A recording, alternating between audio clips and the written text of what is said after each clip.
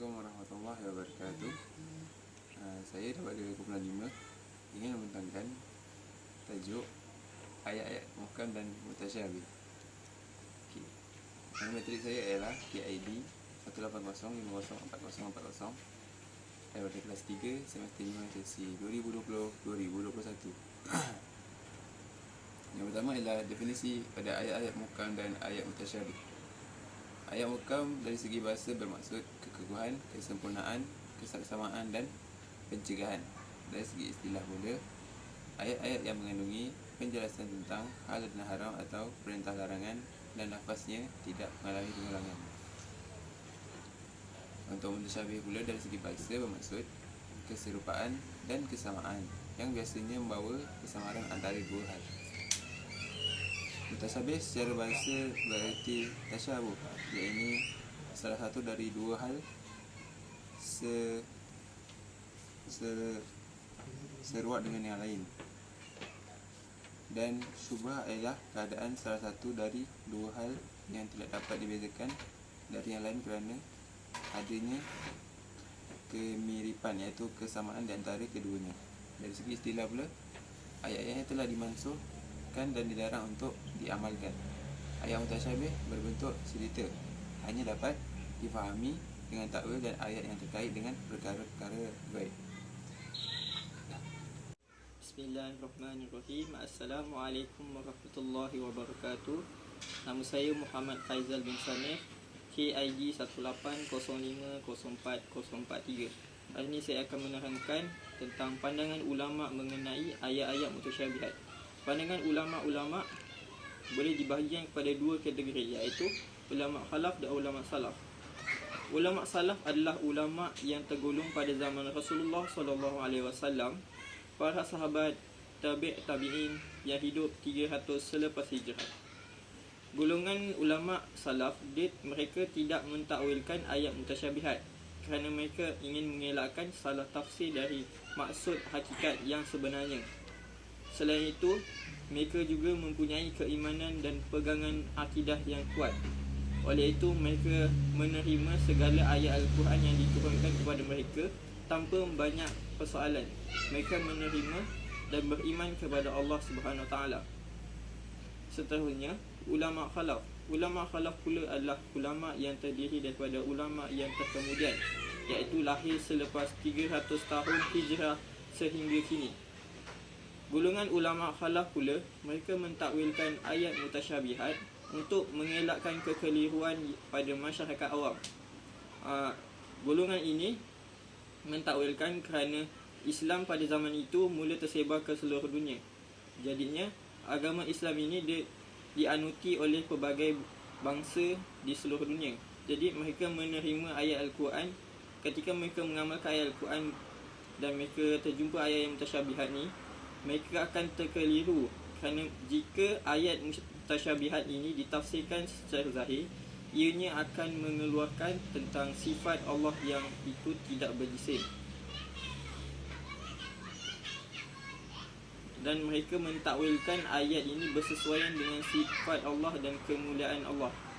Antara contoh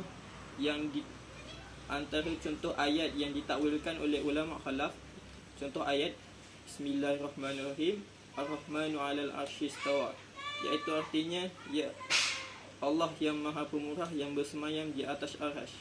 Ulama khalaf mentakwilkan kalimah arsy istawa membawa maksud kekuasaan Allah ke atas arasy. Ayat kedua pula, Yadullah fawqa aydihim, artinya tangan-tangan Allah di atas tangan mereka.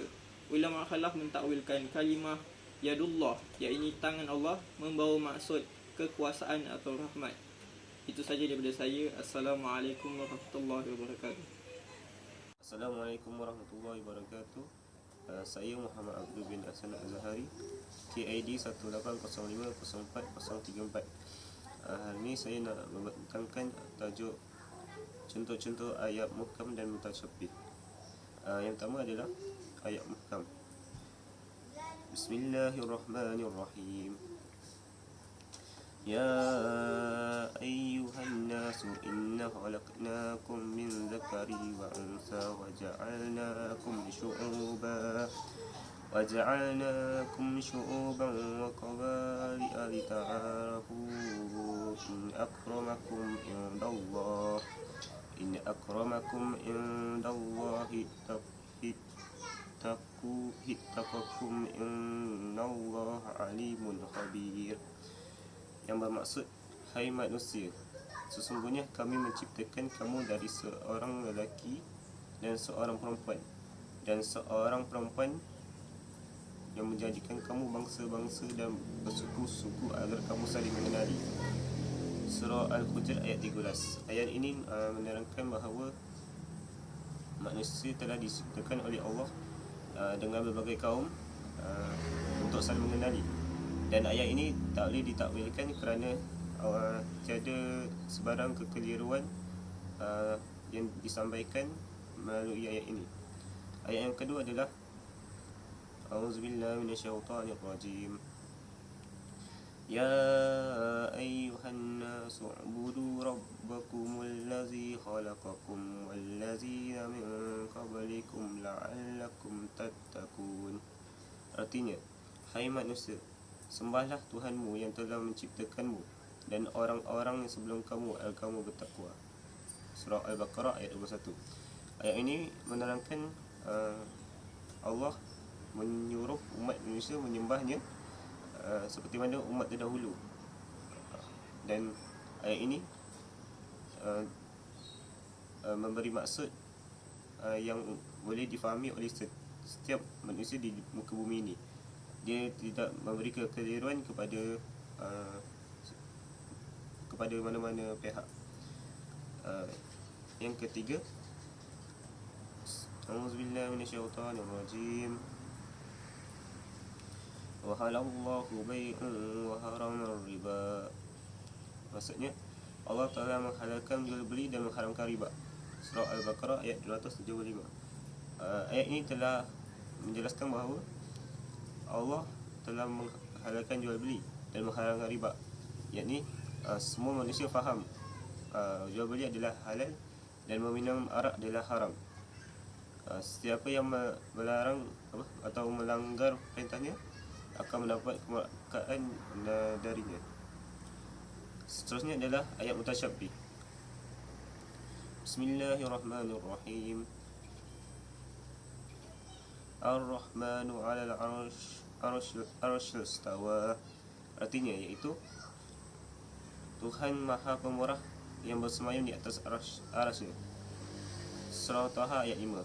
Surah ini menjelaskan bahawa banyak kekeliruan daripada banyak pihak yang ingin cuba mentafsir dan mentaksir ayat ni, tetapi ada yang mengatakan bahawa Allah mempunyai tempat di langit, padahal kita tak tahu tempat Allah tu macam mana.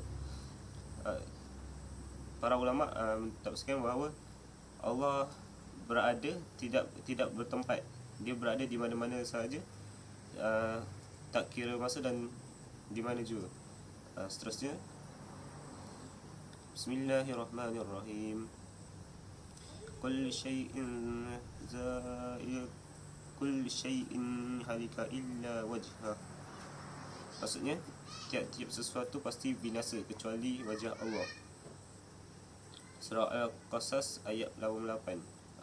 Ayat ini menerangkan bahawa setiap yang makhluk di muka bumi ini akan mati kecuali Allah. Wajah Allah tu menunjukkan kepada Allah. Maksudnya Allah, kita tak tahu wajah Allah macam mana.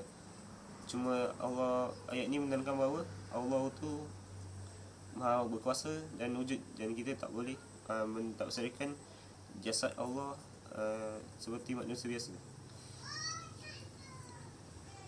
Yang terakhir, A'udzubillahi minasyaitonirrajim. Yadullah fawqa aydihim. Artinya tangan-tangan Allah di atas tangan mereka. Surah Al-Fat ayat 10. Ayat ini menerangkan bahawa tangan-tangan Allah ke atas tangan mereka, iaitu Allah tidak mempunyai jisim atau jasad. Tetapi ayat ini tidak menunjukkan bahawa tangan-tangan Allah ni maksudnya kekuasaan Allah ke atas mereka lah. Maksudnya Allah boleh memerintahkan sesiapa saja untuk melakukan sesuatu. Sekian, terima kasih.